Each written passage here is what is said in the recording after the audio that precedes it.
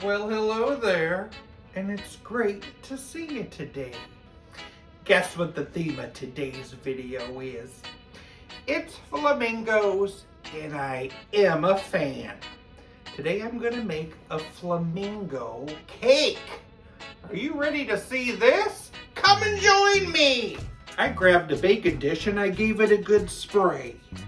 Grab a bowl and a box of white cake mix. Add some cherry jello mix. Speaking of jello, I might have a new series about jello. 3/4 of a cup of buttermilk and 3/4 cup of vegetable oil. 3 eggs. Teaspoon of vanilla. And I'm gonna mix that together until just combined. Pour that in your baking pan. Bake at 350 for 30 to 35 minutes. It's out of the oven and cooling. Time to make the topping. Grab a bowl.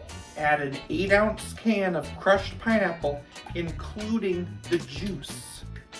I got a 10-ounce jar of maraschino cherries.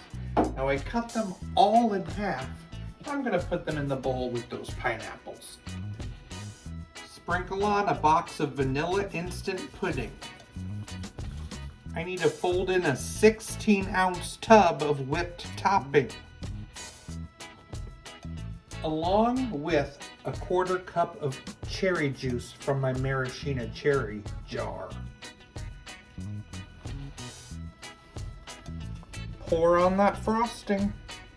And now you just allow this to set in the refrigerator for 2 to 3 hours. Look at this pink beauty. You know who would really love a flamingo cake? My friend Pinky Jean. You'll need to check out her YouTube channel. It's in my description. She loves flamingos. Well, here it is. Time to dig in. Flamingo cake. Look at that. It's so beautiful. How does it taste?